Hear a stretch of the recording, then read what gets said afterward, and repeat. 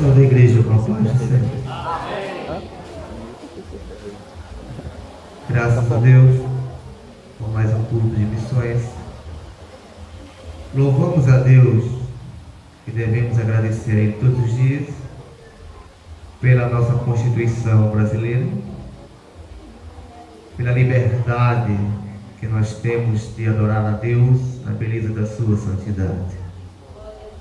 Por mais que critiquem, que falem, que zombem do nosso país, mas nós podemos glorificar a Deus, somos livres para adorar a Deus, para fazer a sua obra. Gostaria de ler com a igreja Atos dos Apóstolos, capítulo 17, versículo 23. Nós somos privilegiados. Enquanto a igreja perseguida sonha com a liberdade de expressar o Evangelho, de dizer nas ruas: sou crente, Jesus me salvou. Enquanto eles sonham com isso, nós temos a oportunidade de fazer. Enquanto eles esperam o dia da liberdade física, política, de expressar a sua fé, nós temos e não fazemos. E nós não queremos.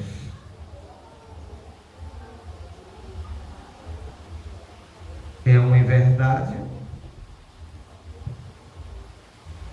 mas o porquê? Paulo, no versículo 23, diz: porque passando eu e vendo os vossos santuários, achei também um altar que estava escrito: ao Deus desconhecido. Esse, pois, que vós honrais, não o conhecendo, é o que eu vos anuncio. Olha só a observação de Paulo ao passear e ver aquelas multidões de deuses que ali os gregos cultuavam e até hoje cultuam. Não apenas os gregos são os maiores politeístas deste mundo. A cada dia se ergue deuses, a cada dia se ergue uma nova fé, a cada dia uma nova ideia, a cada dia aumenta a quantidade de Deus, onde o homem tenta se apossar e sustentar-se. De fato, o homem ele é um verdadeiro adorador por natureza. Por isso que o cultua-se aquilo que não conhece, pensando que é verdade. Por mais que um homem diga que não tem religião, que não precisa de Deus, que é ateu graças a Deus, ele necessita de Deus. Não tem como escapar. Deus criou o homem com esse DNA de adorar. E nós somos felizes esta noite porque conhecemos hoje este Deus. Porque temos o privilégio de aqui estar na casa do Senhor, louvando e glorificando o Senhor. E Paulo não perdeu a oportunidade ao fazer aquele passeio naquele lugar. E ele viu um altar que não tinha escultura nenhuma, a não ser escrito: ao Deus desconhecido. Será que esse altar estava lá por apenas estar aleatoriamente? Deus tinha um propósito naquele lugar. Porque a preocupação dos gregos era, eles construíram altares e todos os deuses conheciam, mas ele tinha uma preocupação: vamos deixar isso aqui, vamos colocar o Deus desconhecido, vai que a gente não conhece, está faltando um Deus e ele vai vir contra nós, então este aqui vai ser para ele. Então não tem como ele se irar contra nós se nós construímos esse. Esta é apenas a única preocupação dos gregos. Mas Paulo não perdeu a oportunidade que verdadeiramente havia um Deus que é acima de todos os deuses dos gregos que ele não conhecia. E chegou a oportunidade para Paulo de explicar para aquele povo que aquele Deus que aquele altar construído para aquele Deus é o Deus a qual ele há de anunciar naquele lugar. O Areópago não era lugar para qualquer homem, para qualquer um. Eram homens conhecedores. Eram homens que passavam a tarde ali trocando ideias. Não se ouviam qualquer um. Mas Paulo falava com autoridade, com graça. E eles ouviam. Mas quando Paulo tocou em ressurreição de mortos, o negócio não ficou bom. Começou eles se dividirem. Que negócio é esse? Enquanto falar que ele criou o céu, criou a terra, deu a respiração, criou todos os homens, manda em tudo, ainda está bom. Mas dizer que vai ressuscitar nos últimos dias, eles não acreditaram. Mas o texto diz que não foram todos que não acreditaram. No versículo 31, todavia, chegando alguns varões, a ele creram, entre os quais estava Dionísio, o Areopagita, e uma mulher, por nome Damares, e com eles os outros. Louvamos a Deus, amados, por morar no Brasil. Eu acredito aqui que ninguém escolheu, que todos aqui são brasileiros, por ter essa liberdade de aqui estar. O Brasil é um país cristão, é fato. Todos ouviram falar de Jesus.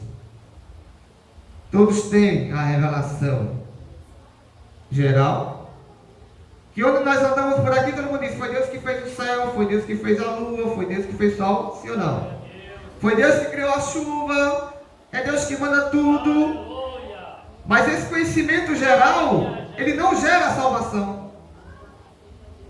O que gera salvação no homem é um conhecimento especial, que é na pessoa de Cristo.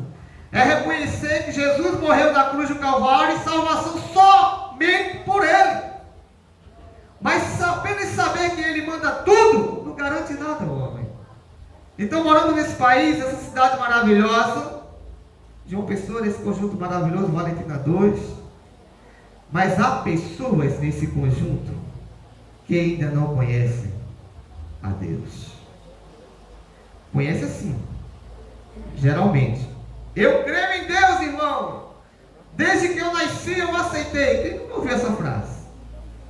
Mas aceitar o senhorio de Cristo na sua vida, para de fato Ele transformar a sua vida, o interior, que o novo nascimento ele brota de dentro para fora, não de fora para dentro. Deus primeiro muda o interior do homem para mudar o exterior depois. E nós necessitamos levar essa palavra. Nós necessitamos dar esse brado. Alguns anos atrás eu estava no Fórum de Missões, eu e Magno. A gente foi ao Fórum de Missões na praia, foi no Carro Branco, a qual a Secretaria de Missões realizou aqui em João Pessoa. E nós ouvimos algo que até hoje se sustenta. Você anda por João Pessoa, pelos bairros, você vê muita igreja evangélica, sim ou não? Você vê tanta placa de igreja, e você começa a ler tanta denominação. Mas dentro do fórum, dentro do conhecimento científico, da estatística, a quantidade de habitantes que João Pessoa tem é muito maior, e a quantidade de igrejas é inferior à quantidade de habitantes que João Pessoa tem. Isso quer dizer que tem que abrir mais igrejas. Mais igreja, porque a quantidade de habitantes é maior. E a gente vê hoje aqui nesta noite, aqui eu conheço aqui a maioria das pessoas que estão. E onde ficam os visitantes nesta noite que não conhecem Jesus? Não tem. Não tem visitante. Que a nossa alegria é quando a alma aceita Jesus, sim ou não? A Bíblia diz que é a festa nos céus. Verdade, nós estamos todos salvos. Jesus é de raiar nas nuvens a qualquer momento. Nós somos vivos, seremos arrebatados, cremos nisto. Cremos que seremos arrebatados antes de descer a sepultura. Sim ou não, igreja? Porque essa é a esperança do salvo, do vivo. Quem partiu vai subir, mas nós temos esperança. Paulo esperava Jesus com lágrimas nos olhos todos os dias, por isso que ele não cessava. Ele não cessava de ministrar a palavra. Onde ele chegava, ele ministrava. E nós temos ministrado.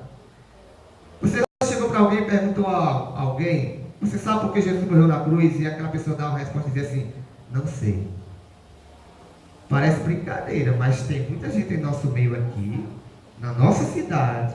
Eu fiz essa pergunta essa semana e a pessoa disse: eu não sei, mas tu não sabe? Diz aí.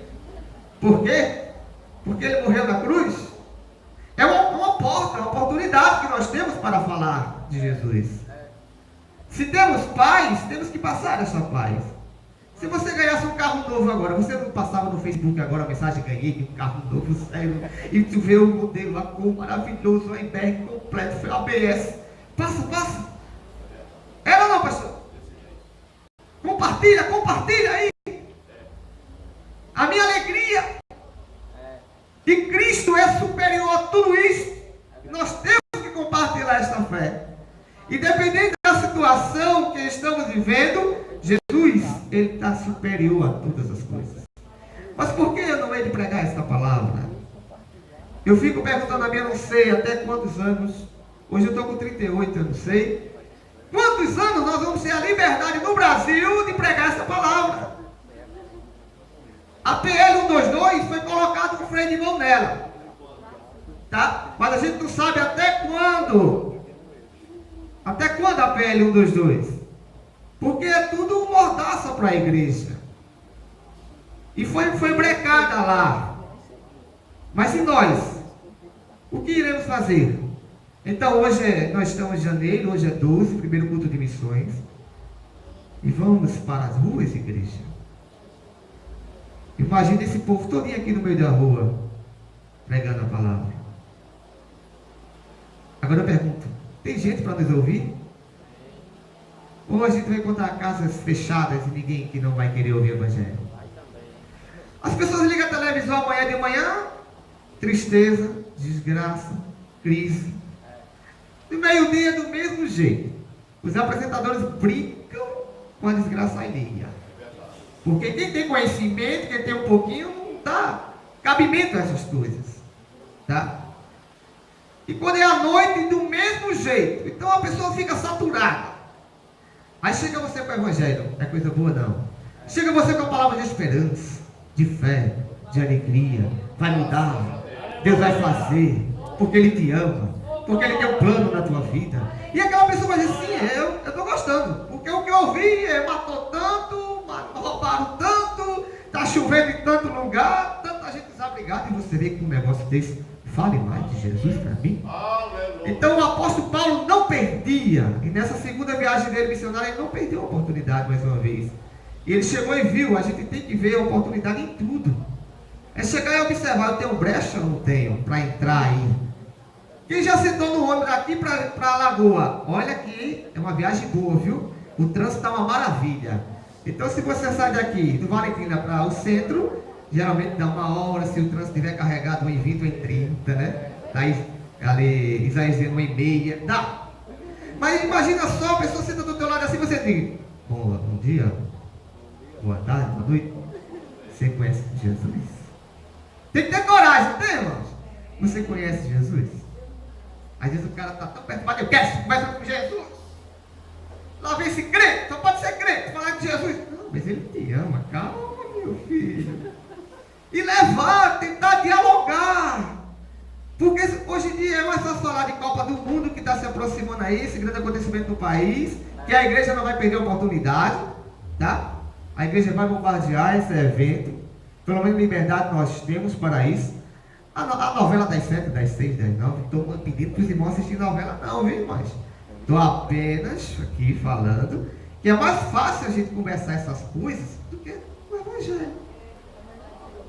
É mais fácil a gente estar aqui dialogando outra política brasileira ou a política internacional do que a gente falar de Jesus. O negócio de falar de Jesus é cafonice. Negócio mais fora de bota.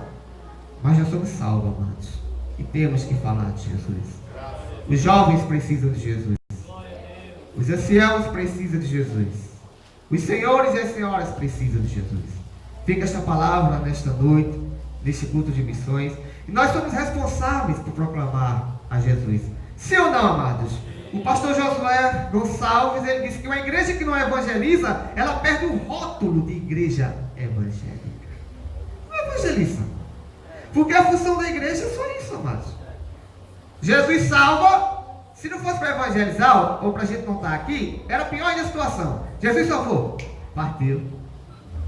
É que as pessoas dizem: Deus me livre, meu filho, aceitar e ir embora. seria. Mas não, Jesus nos salvou. Agora nós temos que levar esta palavra a outros. Deus sempre vai se utilizar de homens, de mulheres, de jovens, de crianças, para fazer a sua obra. Os anjos queriam fazer esta obra, sim ou não, igreja? Mas como eles podiam falar de pecado se nunca pecaram? E além de nunca terem pecado, ia ser do modo dele, né? Quer não? Tem pouquinho não. Quer não? Morre. Não, mas nós podemos sim falar. Porque quem está em Cristo, nova criatura, aí as coisas velhas se passaram, isso que tudo se fez novo. E está aqui, cada um de nós aqui, para falar deste evangelho. E olha, a responsabilidade é grande, para que a gente venha transmitir esta palavra. Que nós não venhamos cobrar aqui apenas o microfone aqui, pregue, faça, ore, mas que venhamos fazer isto aí. Amém? Que venhamos ajudar um ao outro, dar as mãos. Vamos comigo, vamos evangelizar. Liga! Celular é para isso, Face é para isso. Hoje tem evangelização, às 5 horas na congregação. Todo mundo, hoje tem que estar livre. Passa a mensagem no Face, no celular. E Deus abençoe a igreja em nome de Jesus.